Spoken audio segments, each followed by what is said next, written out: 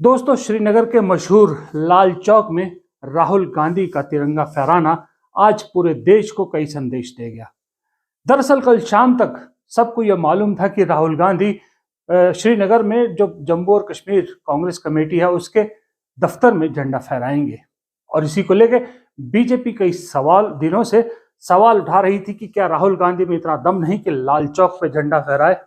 तो लीजिए, आज राहुल गांधी ने लाल चौक पे तिरंगा फहराकर उन सवालों का भी जवाब दे दिया और बता दिया कि किसमें कितना है दम।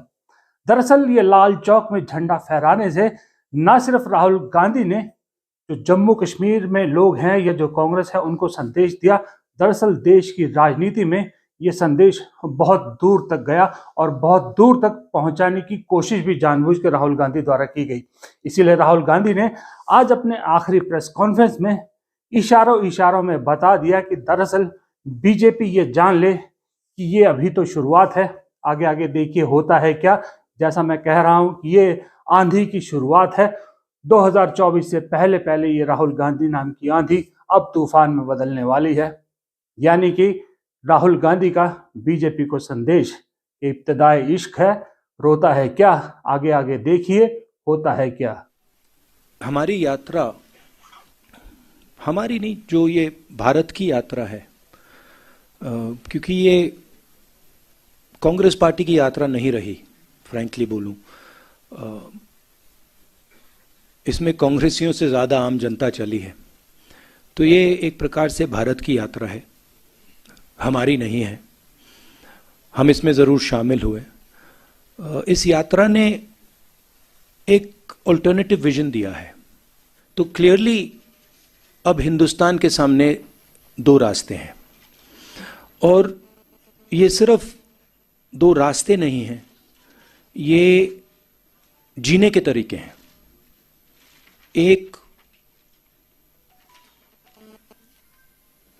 दूसरे लोगों को दबाने का विजन है और दूसरा सबको जोड़ने का विजन है। तो राजनीति में इसका ज़बरदस्त असर पड़ेगा, इफेक्ट पड़ेगा। उसका एग्जैक्टली क्या इफेक्ट होगा मैं नहीं बता सकता हूं, मगर मैं आपको एक और बात बता सकता हूं कि ये जो हमने यात्रा की है ये ख़त्म नहीं हुई है। ये आप गलत फहमी में मत रहिए, ये पहला कदम है, ये शुरुआत है।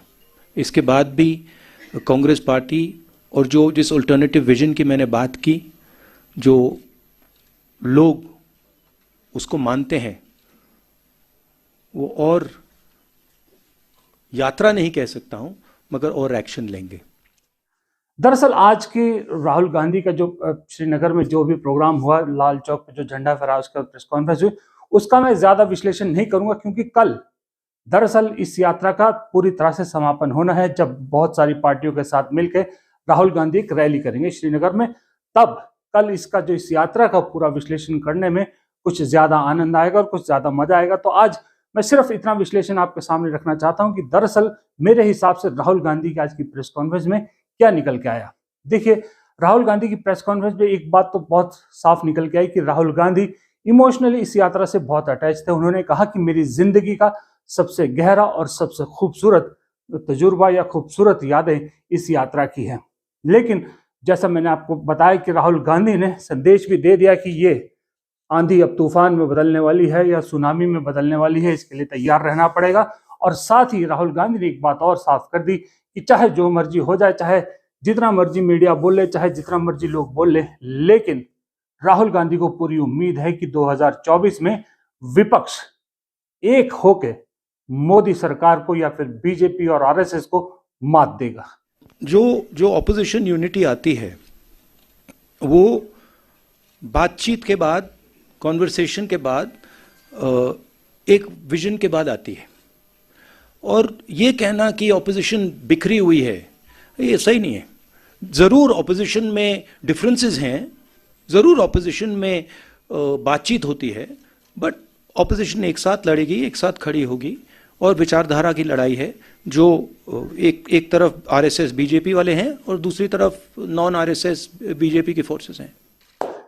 अब जम्मू कश्मीर में है, श्रीनगर में बैठे हैं, तो चीन की बात ना हो तो ये कैसे संभव था। राहुल गांधी ने चीन को लेकर फिर प्रधानमंत्री मोदी पर करारा प्रहार किया।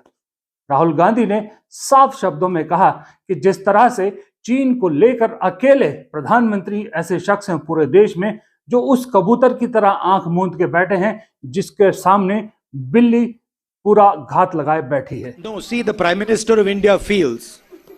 The Prime Minister of India is almost, frankly, the only person in the country who's under the impression that the Chinese have not taken any land from India. I recently met some ex-army people, and even the Ladakhis have clearly said, delegation from Ladakh clearly said that 2,000 square kilometers of Indian territory have been taken over by the Chinese.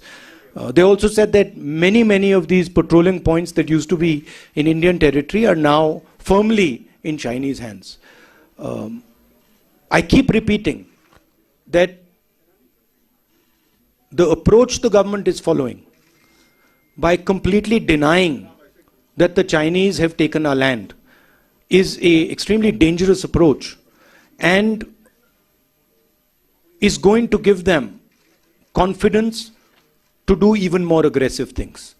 I think the way to deal with the Chinese is to deal with them firmly and to be very clear that they are sitting on our land and it is not something we're going to tolerate. एक और चीज जो मुझे interesting लगी इस press conference में कि जब उनसे पूछा गया कि केंद्र सरकार कहती है कि जम्मू कश्मीर में शांति है, तो राहुल गांधी ने अमित शाह को चैलेंज किया कि अगर इतनी ही शांति है तो क्यों ना अमित शाह जी जम्मू से लेकर श्रीनगर तक, सिर्फ जम्मू से लेकर श्रीनगर तक पैदल यात्रा करके दिखा दें तो वो मान जाएंगे। खैर, ये बातें तो अलग थी जो उन्होंने डायरेक्टली कही। इनडायरेक्टली भी बहुत सारी चीजें उन्होंने कही, खास करके जम्मू कश्मीर को लेकर जितनी भी बातें उन्होंने कही कि यहाँ का जो स्टेटहुड है वो पहली प्राथमिकता है उनकी। लेकिन इन सब प्रेस कॉन्फ्रेंस में बहुत सारे ऐसे सवाल थे राहुल गांधी ने जिनके इशारों में जवाब दिए, कल जिनके जवाब शायद उस मंच से जहां और भी लोग बैठे होंगे, उनके साथ और भी पार्टियों के नेता बैठे होंगे, तब शायद ज्यादा बेहतर तरीके से वो देंगे। लेकिन आज जो इशारों में उन्होंने जवाब दिया उसके हिसाब से तो ये लग रहा था कि राहुल गांधी इस यात्रा के बाद इतने कॉन्फिडेंट तो जरूर है कि जो कांग्रेस पहले हुआ करती थी उस कांग्रेस में और आज की कांग्रेस में दिन रात का फर्क आ चुका है। और राहुल गांधी के चेहरे पे जो कॉन्फिडेंस झलक रहा था उससे एक बात और साफ हो गई थी कि राहुल गांधी